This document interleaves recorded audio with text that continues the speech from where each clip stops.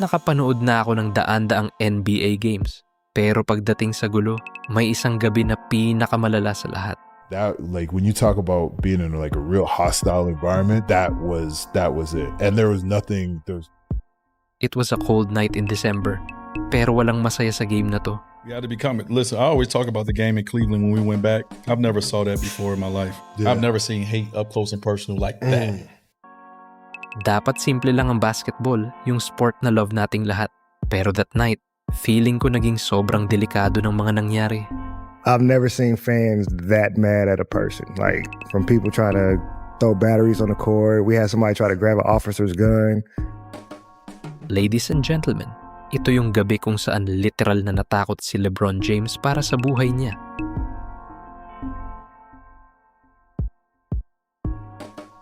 Hindi lang basta superstar si LeBron James sa Cleveland. Pinanganak siya sa Akron, Ohio, na 40 miles lang ang layo. Para sa Cleveland, hindi lang siya player. Pamilya siya, kadugo nila. Napanood nila siyang magsimula bilang isang teenager, straight out of high school. Lumaki bilang isang lalaki at dalhin sila sa NBA Finals, isang stage na imposible naman talaga nilang maabot. Habang tumatagal, naging higit pa siya sa isang basketball star. Siya ang naging pride, identity, at mismong buhay ng buong city. Pero nung summer ng 2010, after ng isang masakit na pagkatalo sa playoffs, nagbago ang lahat. Sa live TV, sa ESPN, tinalikuran ni LeBron ang Cleveland sa pamamagitan ng isang simpleng announcement. And this fall, man, this is very tough. And this fall, I'm going to take my talents to South Beach. Instant ang naging reaksyon ng mga tao. Heartbreak, betrayal, humiliation. Pero kulang pa yung mga salitang yon para i-describe yung tindi ng galit ng buong city. We've always been here for him. We supported him in everything what he did. And for him to up and just leave us like that, man, that hurts. Him leaving is kind of selfish, and I think it's kind of the easy way out. We've supported him for 7 years now, and for him to go on there and drag us through the mud for 7 years and stab us in the heart, he deserves everything he gets. He is dead to me. I'm a big LeBron fan, and this is the worst thing that could have ever happened to me.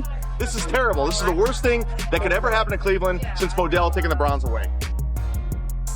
Nagkagulo. Sinunog ng mga fans sa kalsada yung mga jersey niya. Naglabas ng sobrang tapang na letter yung owner ng team na tinawag yung ginawa niya na cowardly betrayal, shameful display of selfishness, at maling lesson daw ito para sa mga bata. Overnight, mula sa pagiging hometown hero, naging public enemy number 1 si LeBron James. Siya sana ang chosen one, ang liwanag nila sa dilim, pero bigla na lang siyang umalis nang walang pasabi. Ang malala pa, may gana pa siyang mangako ng 7 championships kasama ang Miami Heat. Not 2, not 3, not 4, not 5, not 6, not 7. The Cavs have a big game tonight against the Boston Celtics, but that's not the hot topic right now. It's being overshadowed by the fact that LeBron James and the rest of the Miami Heat will be in Cleveland Thursday night. Sobrang bigat ng tensyon nung 2011 NBA season. Naramdam talaga ng lahat. Alam ng buong mundo yung issue at iisang date lang ang nakamarka sa kalendaryo ng bawat fan. December 2. Kahit regular season game lang sana siya sa isang Thursday night, walang ordinaryo sa gabing ito. LeBron James' return to Cleveland next Thursday could be so problematic the game actually comes with instructions. Nire-schedule pa ng ESPN yung mga palabas nila para ilagay ito sa primetime. Hinipe nila yung broadcast ng sobra na parang mismong NBA Finals na yung lalaruin. For a regular season game, this feels like the NBA Finals right now. It does. And this like is no a Game 7. A Game 7 of an NBA Finals. Ilang linggo pa lang bago magsimula ang laro, hinimay-himay na ito ng mga balita, radio station, at sports talk shows. Hindi lang yung magiging laro ni LeBron ang pinag-uusapan, kundi pati na rin kung ano ang magiging reaksyon ng mga fans sa Cleveland at kung baka daw mawala sa kontrol ang sitwasyon sa loob ng Quicken Loans Arena. The possibility of a dangerous crowd. How different will tonight be from a normal NBA game? This is a situation where I've talked to a lot of people. No one can remember any more venom and vitriol directed toward a visiting player. gaya ng inaasahan, sobrang taas ng TV ratings. Yung pre-game show pa lang ng TNT, humakot na agad ng 5.9 rating kumpara sa 1.4 lang ng laban ng Boston at San Antonio nung nakaraang gabi. Nakatutok ang lahat hindi lang para manood ng basketball, kundi para abangan kung anong gulo ang pwedeng mangyari. May mga natakot pa na nga na baka mas malala pa ang sumiklab na gulo dito kumpara sa sikat na rambulan sa Malice at the Palace. We had to build a tunnel for us to walk out so people not throwing spitting on us now. Hindi na nag-take ng risk ang NBA. Mahigit 200 na extra police, both naka-uniform at undercover, ang naka-deploy sa loob at labas ng arena. Sobrang higpit ng security checks. Bawal magpasok ng bote o lata ang mga fans, kaya lahat ng drinks nilipat sa paper cups. Kinapkapan din ng mga guards yung mga tao para sa mga maliliit at delikadong bagay tulad ng batteries na pwedeng ibato sa court. Obvious talaga na ginagawa ng liga ang lahat para protektahan si LeBron James. Forget the game of basketball. How are you processing strangers that don't know you? They're buying t-shirts and they're celebrating, saying F you. Umamin pa nga si Chris Bosh, isa sa mga member ng Big Three. I'll be honest, that was one of those games I was most afraid to play in. Na-recall naman ng Cavaliers center na si Ryan Hollins. People were yelling at us to take his head off. They wanted a flagrant foul. They wanted us to physically harm him. At dinagdag pa ni Rob Brown, isa sa mga security guard ng Heat. I remember a member of the NBA security team wanted to call the game because there was so much coming at us during the game, and we were basically ducking behind the scores table just to not get hit. Bago pa man magsimula ang laro, walang mainit na batian, walang handshakes, walang nangitian. Baka dahil ito sa mensaheng iniwan ni LeBron sa dati niyang team. Won 61 games in 66 games and he tells those guys you're not good enough basically by leaving. There's a lot of emotion in this arena. Ramdam na ramdam ang bigat ng emosyon sa arena. Kahit yung dati niyang all-star nakatandem, ayaw siyang pansinin. Actually, teka, ikikorek ko pala. Binati naman siya ni Antawn Jamison, yung dati niyang teammate na sumali sa Cavs the year before. Pero tingnan nyo naman ang reaksyon sa mukha niya. Si LeBron, mukhang excited talaga siyang makita. Pero si Jamison, parang atat na atat nang umalis palayo. Halatang takot siyang mabrand bilang traitor ng mga fans sa Cleveland. Literal na pumasok si LeBron sa pugad ng galit kahit ang mga players, broadcasters, o mismong NBA ngayon lang naka-experience ng ganito katinding hate. I didn't grow up in the times like where our parents can tell us about the hate that they experienced by being black in America. I didn't grow up in those times, but I grew up in the times where I went back to Cleveland with LeBron. And I'm gonna tell you what I experienced. I experienced hate by being black. Ang TNT, imbes na bigyan ng special pregame show si LeBron, mas diniinan pa yung sugat. Nag-air kasi sila ng rerun ng series na Bones, yung episode pa kung saan may nakitang bangkay na nakabitin sa puno. Here's LeBron to the scores table. The question is, would he go through the usual pregame routine involving the slapping of the powder over that? Sa dinami-dami ng hype at bigat ng tensyon bago ang laban na to, yung mismong game ay naging sobrang anticlimactic.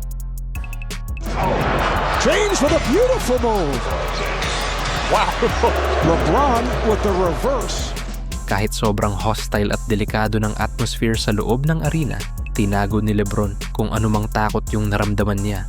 Pagpasok niya sa court, literal na dinurog niya ang dati niyang team at pumupuntos siya kahit kailan niya gusto. James on the move.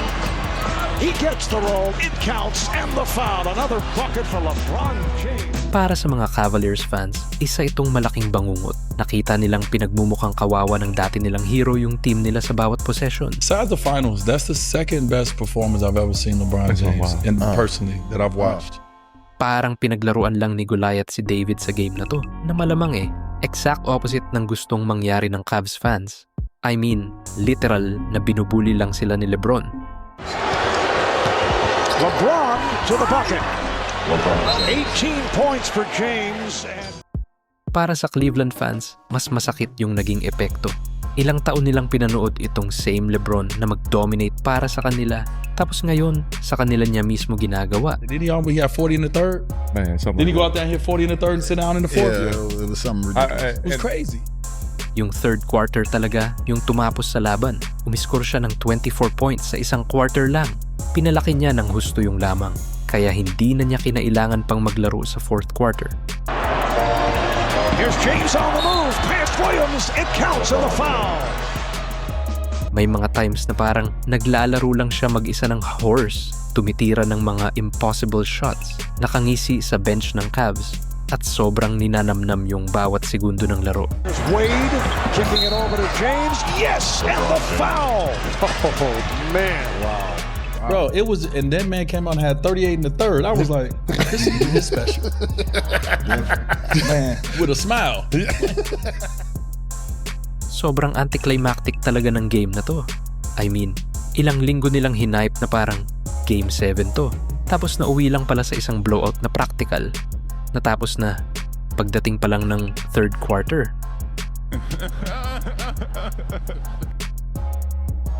Ramdam na ramdam yung galit na yumanig sa arena buong gabi. It wasn't just boos and it wasn't just I hate yous. It was the look on people's faces.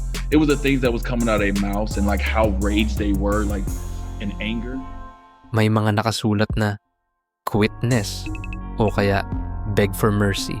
Kahit saan ka lumingon, nakapaskil yung galit sa mga signs at t-shirts at buong gabi talagang umugong yung hostility sa loob. Was it that atmosphere for the whole time, like hours? Whole time, like from the time we ran to the arena to the time we left, it was just boos and yells, F LeBron, LeBron you suck.